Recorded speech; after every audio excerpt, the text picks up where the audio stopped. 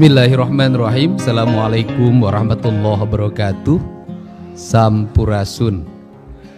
Yang saya hormati, saya muliakan dan saya banggakan Ketua DPRD Provinsi Jawa Barat Bapak Buki Wibawa, Wakil Ketua DPRD Provinsi Jawa Barat Bapak Haji Iwan Suryawan, Wakil Ketua DPRD Provinsi Jawa Barat Bapak Insinyur M.Ki Iswara, Wakil Ketua DPRD Provinsi Jawa Barat sahabat saya Pak Ono Surono.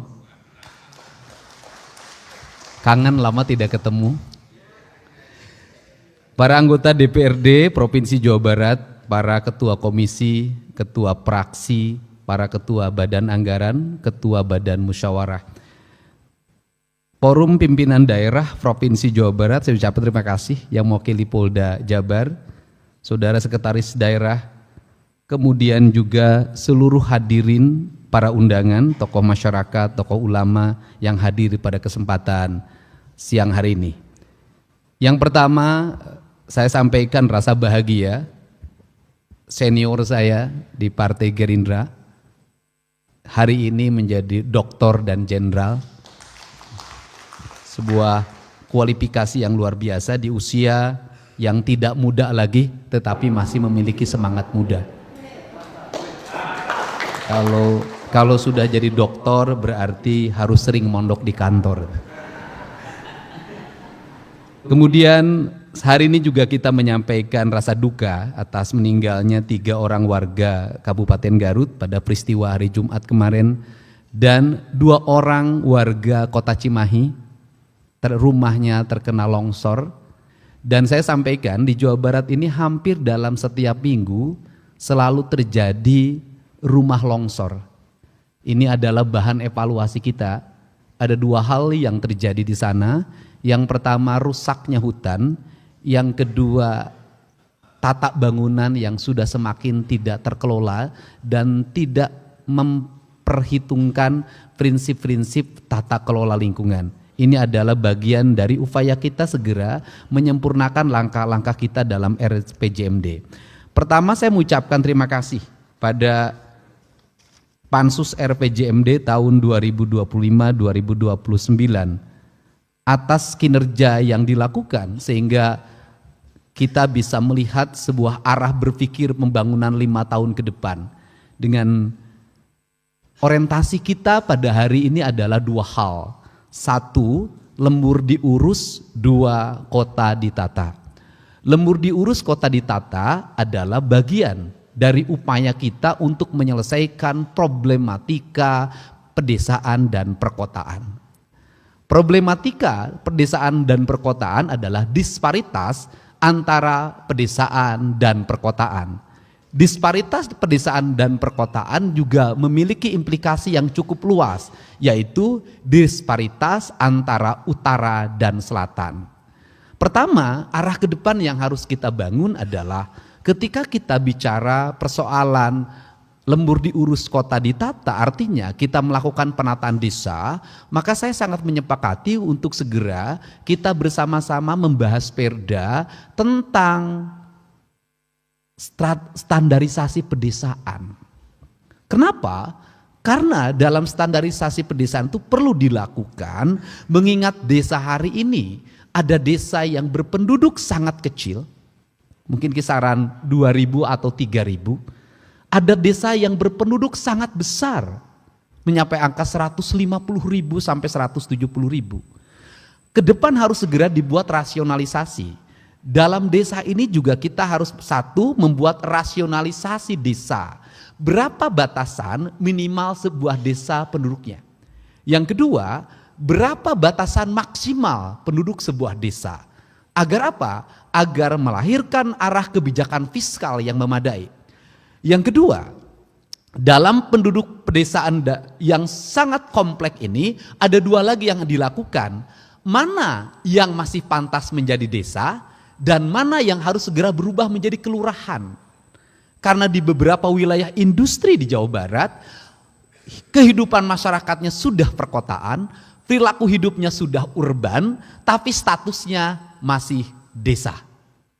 Yang kemudian yang berikutnya ada problem sosial dan problem ekologi serta problem psikologi publik adalah banyaknya desa yang terjadi penumpukan orang yang akhirnya orangnya mengambil daerah bantaran sungai, mengambil daerah hijau dengan jumlah ruang rumah. Saya katakan dengan jumlah ruang rumah yang sangat banyak. Hari ini sudah tumbuh di Jawa Barat, terutama di daerah Karawang, Subang, Purwakarta, Bekasi, Bogor, Kota Bekasi, Depok, yaitu rumah-rumah yang sempit diisi oleh beberapa keluarga yang bisa mencapai satu rumah sempit itu tanpa kamar dihuni oleh 22 orang. Efek psikologinya, ini perlu saya jelaskan, efek psikologinya adalah timbulnya berbagai problem penyakit sosial. Di antaranya adalah pelecehan seksual terhadap anak-anak di bawah umur. Faktor rumah tanpa sekat. Setelah itu adalah aspek lingkungan di mana banyak anak yang terlantar, ditinggalkan oleh ibunya pergi keluar, tidak kembali, kemudian ibunya meninggal atau anaknya meninggal, besoknya dia dititipkan di kakeknya, dititipkan di pamannya, seringkali menjadi problem mereka mengalami pelecehan seksual anak di bawah umur, dan ini di Jawa Barat jumlahnya sangat banyak, cuman tidak terekspos secara terbuka karena menyangkut privacy bagi anak-anak di bawah umur.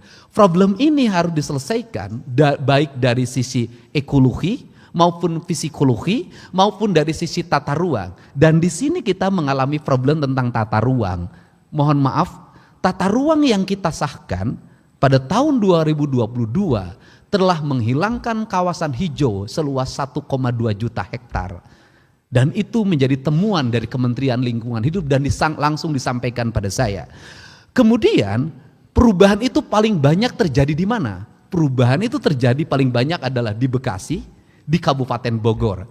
Dan perubahannya menjadi apa? Menjadi kawasan pariwisata, berubahnya area perkebunan menjadi pariwisata, menjadi kawasan pemukiman, menjadi kawasan perhotelan, dan itu legal. Jadi kalau kita bicara hari ini banyak daerah resapan air, daerah yang dalam datanya kawasan hutan, itu berubah menjadi kawasan-kawasan berbeton dan gubernur tidak langsung membongkar. Karena apa? Karena menunggu pencabutan izin mendirikan bangunan dan pencabutan izin lokasi. Ini adalah problem. Kemudian yang berikutnya harus dilakukan, walaupun dilakukan 5 tahun sekali perubahan tata ruang, mau tidak mau pada tahun ini kita harus segera melakukan perubahan. Karena kalau tata ruangnya tidak dikembalikan, tidak dirubah, maka kita akan dikepung oleh bencana. Satu, kita dikepung oleh bencana longsor. Kedua, kita dikepung oleh bencana banjir. Yang ketiga, kita dikepung oleh bencana ekologi. Sehingga tidak aneh hari ini namanya banjir bukan di daerah pedataran. Hari ini banjir terjadi di daerah pegunungan. Ini problem. Nah, kemudian hampir di seluruh daerah di Jawa Barat, daerah-daerah aliran sungainya sejak Bahasa Sunda, sejak Kuluwung, Kungkulungan, kemudian Susukan, Walungan, kemudian Bendungan, ini mengalami problem penyempitan karena terjadi perubahan-perubahan lingkup masyarakat. Sehingga hari ini hulu air itu dihuni oleh penduduk, daerah aliran sungai dihuni penduduk, kemudian daerah pesawahan dihuni oleh penduduk, rawa-rawa hampir semuanya tidak berfungsi, sehingga termasuk juga situ-situ yang dikelola oleh BPWS, PSDA maupun PJT mengalami penyempitan dan perubahan. Bahkan sudah banyak yang hilang berubah menjadi bangunan. Perlu saya sampaikan, ada problem di sini, nanti kita harus kritisi bersama. Problemnya adalah mereka yang ditugasi oleh PJT, mereka yang ditugasi oleh BBWS, ya mereka yang ditugasi oleh PSDA untuk menjaga situ atau danau, menjaga daerah aliran sungai, tidak memiliki fungsi apapun, malah ikut menyewakan tanah, menyewakan lingkungan, yang pada akhirnya maraknya bangunan liar di mana-mana, hilangnya aset-aset daerah aliran sungai berubah menjadi perumahan pemukiman, bencana terjadi secara sekaligus. Untuk itu tidak ada jalan lain bagi kita kecuali berani untuk melakukan perubahan-perubahan ini secara terbuka, terkelola, terukur dengan biaya yang mahal, tetapi itu bermanfaat bagi kepentingan lingkungan. Ini pertama. Yang kedua, disparitas utara selatan. Ini juga harus diatur dengan perda. Utara itu mendapat limpahan dari pengelolaan selatan. Limpahan air yang menjadi bahan baku pertanian. Limpahan air yang menjadi bahan baku perikanan, limpahan air yang menjadi bahan baku industri, sehingga di utara misalnya yang tumbuh jadi kawasan industri, termasuk di pusat-pusat kota terjadi lonjakan peningkatan pendapatan daerah sangat tinggi. Tetapi daerah selatannya yang dia menunggu gunung, menunggu hulu air, menunggu hutan-hutan, itu tidak mengalami peningkatan apapun. Kenapa? Karena tidak ada investasi. Untuk itu seiring dengan pembangunan yang berbasis ekologi, sudah selayaknya kita bersama-sama untuk merumuskan zona karbon. Daerah-daerah yang menghasilkan karbon di wilayah pegunungan, itu harus segera dihitung berdasarkan perda insentif karbonnya, sehingga mereka tidak merubah tata ruang lingkungannya. Yang kedua, harus ada insentif air. Daerah yang menghasilkan air, sumber-sumber air dan harus menjaganya, maka debit airnya harus dihitung. Karena apa? Karena pajak air yang diperoleh hari ini tidak serta-merta terdistribusi secara adil bagi mereka yang menghasilkan air. Karena airnya ada di hilir, hulunya tetap tidak tersentuh. Padahal rusaknya hilir itu diakibatkan oleh rusaknya hulu. Yang ketiga, daerah aliran airnya di Jawa Barat mengalami problem bakteri yang sangat akut. Dan saya mengajak pada teman-teman DPRD untuk segera melakukan penelitian secara terbuka. Kenapa? Seluruh limbah industri, limbah rumah tangga masuk ke daerah aliran sungai, melahirkan bakteri-bakteri jahat, dan kemudian masuk ke bendungan yang merupakan daerah penghasil ikan di keramba-keramba. Kapasitas keramba melebihi batas dari 8.000 menjadi 50.000, pakan sangat tinggi, airnya pekat tanpa terkuras, dan mohon maaf, bisa jadi ikan yang seharusnya itu menjadi daya protein yang baik bagi tubuh anak kita malah terbalik menjadi ancaman. Apalagi anak-anak kita sering memakan ikan dengan tidak melepas kepala dan insangnya. Ini adalah hal yang penting. Saya katakan misalnya, mari kita lakukan penelitian termasuk penyakit yang dialami oleh anak-anak balita, kehilangan imunitas, kemudian berbagai problem lainnya. Ini serius di Jawa Barat. Nah, ini juga harus menjadi arah kebijakan kita. Kemudian yang berikutnya adalah kita mengalami problem dalam pengelolaan badan usaha milik daerah. Badan usaha milik daerah kita dibuat sangat banyak. Setelah itu adalah terjadinya perpindahan aset. Bukan lagi berada di tangan BUMD, asetnya sudah berada di tangan pihak ketiga. Dan sebentar lagi kalau tidak segera diantisipasi, dilakukan investigasi dan pengembalian kembali aset, maka kita berpotensi kehilangan aset triliunan di Jawa Barat. Untuk itu saya sampaikan pada teman sekretaris daerah, segera persiapkan pengajuan Raperda BUMD, menggabungkan seluruh BUMD di Jawa Barat hanya satu BUMD saja, tidak usah terlalu banyak, satu tetapi terkelola dengan baik. Kecuali Bank Jabar tetap harus dipisah karena itu sudah menjadi sehat dan besar. Ini adalah faktor-faktor yang menjadi problematika di Jawa Barat. Kemudian yang berikutnya arah kebijakan tentang pendidikan. Nah, ini perlu disampaikan bahwa yang disebut dengan rata-rata lamanya sekolah di Jawa Barat 8 tahun itu bukan anak yang sedang sekolah. Tetapi seluruh Jawa Barat dihitung penduduknya dari mulai 1 tahun sampai 99 tahun. Maka kalau ingin meningkatkan indeks rata-rata lamanya sekolah, maka ada 2 variabel yang harus dilakukan secara terintegrasi dengan kabupaten kota. Yang pertama adalah peningkatan layanan pendidikan sampai tingkat SMA dan SMK, itu yang pertama. Yang kedua adalah memperbanyak program paket di seluruh daerah di Provinsi Jawa Barat.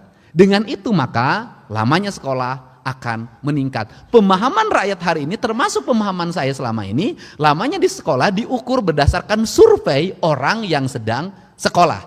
Nah, jadi kalau indeksnya harus masuk, maka dalam perspektif yang paling dekat misalnya RT RW, Linmas, kemudian anggota BPD, kemudian Bamus LPM, kemudian PKK, Posyandu, itu merupakan target awal bahwa mereka berpendidikan minimal SMP atau SMA, dan itu bisa masuk di program desa. Di setiap desa nanti membuat program paket, dan itu masif di seluruh Jawa Barat. Ini cara strategi yang akan dilakukan. Nah, ini adalah prinsip-prinsip dasar yang menjadi arah kebijakan, arah pembangunan ke depannya. Yang terakhir adalah investasi. Nah, hari ini kita bisa melihat bahwa buka toko manual terjadi antrian. Buka pabrik manual terjadi antrian. Maka konsekuensinya adalah di bulan Agustus ini insya Allah sudah bisa kita gerakan, walaupun industrinya belum terbuka semuanya, yaitu lamanan kerja melalui media online, dan kemudian perusahaan tidak mesti membuka lamanan kerja. Tetapi perusahaan tinggal mengakses data bursa kerja yang disiapkan oleh Dinas Tenaga Kerja Provinsi dan Kabupaten Kota. Kemudian mereka memanggil dan kemudian mereka meninterview, kemudian mengasesmen dan sampai menerimanya. Tetapi seluruh ini tidak mudah karena banyak perusahaan-perusahaan yang memiliki ego sektoral. Mereka juga punya kepentingan para HRD-nya untuk memasukkan orang-orang yang menjadi bawaannya dari kampung halamannya, dari desanya, dari wilayah dia berasal. Ini juga problem. Setelah itu juga ada problem lingkungan, di mana seringkali tenaga kerja direkrut itu dikelola oleh lingkungannya masing-masing, dan seringkali yang berdomisili di lingkungannya tidak menjadi prioritas. Kenapa? Karena dia tidak bisa memberikan uang, sehingga ada perubahan KTP segala macam. Itu adalah bagian dari bisnis ilegal dalam rekrutmen tenaga kerja. Nah, ini adalah rangkaian-rangkaian arah kebijakan yang harus dibangun secara bersama. Kemudian yang terakhir adalah orientasi membangun percepatan dan pertumbuhan. Tadi sudah saya sampaikan, ada daerah penghasil yang kelebihan fiskal, misalnya kayak Kabupaten Bekasi, itu mengangkat ASN-nya tahun ini mencapai 9.000. Karena mungkin kelebihan fiskal. Tetapi di tempat lain, itu dengan P3K saja sudah rontok APBD-nya. Tidak punya lagi kemampuan untuk membayar pembangunan.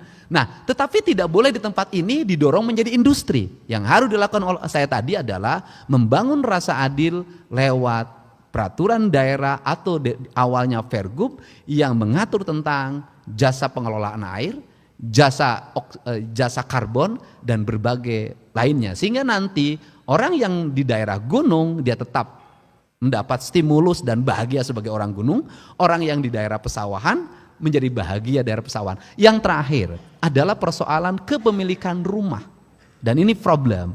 Problemnya adalah bahwa satu sisi kita ingin mendorong rakyat kita punya rumah. Tetapi di sisi lain ruang terbukanya sudah hampir tidak ada. Dan harga yang paling murah tanah itu pasti sawah. Pilihan yang paling murah untuk membangun rumah pasti sawah. Karena lahan kampung itu sudah mahal. Lahan pekarangan itu sudah mahal. Ini juga harus ada desain ke depan. Desainnya adalah bagaimana rumah dibangun dengan menggunakan tanah yang tidak terlalu luas tetapi bisa membuat nyaman orang. Nah, misalnya kita kembali membuat peraturan tentang di daerah-daerah tertentu di Jawa Barat sudah tidak diperbolehkan rumah ke samping, tapi harus ke atas. Ini. Dan yang terakhir yang paling dekat adalah urusan penambangan. Urusan penambangan ini di Jawa Barat ini ratusan tambang liar terjadi selama ini, merusak infrastruktur jalan. Ketika ada bencana, pengusahanya tidak bertanggung jawab. Kemudian karena tidak memiliki kemampuan di bidang tambang, tidak punya ahli tambang, dia hanya bisa menggerakkan alat berat, dia tidak ngerti reklamasi. Dia tidak ngerti rencana tambang. Ini ada problem. Tetapi kita tahu bahwa di Jawa Barat ada kebutuhan terhadap material tambang. Maka solusinya adalah segera dihitung menurut saya berapa kebutuhan material tambang di Jawa Barat. Apa saja jenisnya, nanti didapatkan dari mana. Ketika didapatkan dari mana, siapa pengusaha yang memiliki kualifikasi untuk melakukan pengelolaan tambang itu. Jam angkutan materialnya jam berapa. jenis kendaraannya apa, melewati jalan apa, agar tidak terjadi problem akut. Kita yang paling dekat adalah, yang paling bencana menurut saya, yang kematiannya sudah mencapai ratusan, adalah parung panjang.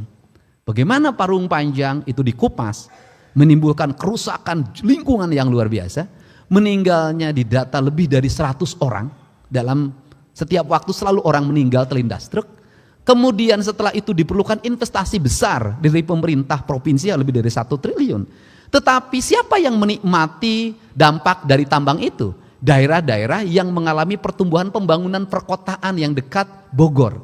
Sehingga berubah menjadi kawasan pemukiman mewah, kawasan perhotelan, mereka tumbuh ekonominya meningkat, pajak restorannya meningkat, pajak hotelnya meningkat, tetapi ini mengalami kemiskinan yang masif. Infrastrukturnya buruk, masyarakatnya terkena debu, terkena ispa, yang meninggal setiap waktu tanpa santunan. Ini adalah problem, dan saya sampaikan untuk parung panjang, pemerintah Kabupaten Bogor sudah menyampaikan pada saya tahun depan bersedia membebaskan lahan tambang oleh Pemkab Bogor, dan pemerintah provinsi membangun lahan tambang itu. Walaupun dulu sudah ada penugasan ke BUMD, tapi tidak berjalan. Saya cenderung tidak lagi menggunakan BUMD, sudah dibangun oleh pemerintah saja, bekerja sama dengan Pemda Kabupaten Bogor, karena pajak tambangnya kan paling besar masuk ke kabupaten. Nah, ini juga rasionalisasi yang harus dilakukan secara taktis oleh kita bersama. Barangkali itu saja yang dapat saya sampaikan. Saya ucapkan terima kasih. Semoga RPJMD ini menjadi arah kebijakan pembangunan strategis bagi kepentingan Jawa Barat ke depan. Saya ucapkan terima kasih pada semuanya. Salam hormat. Wallahu muwaffiq ila aqwamit thoriq. Assalamualaikum warahmatullahi wabarakatuh. Sampurasun.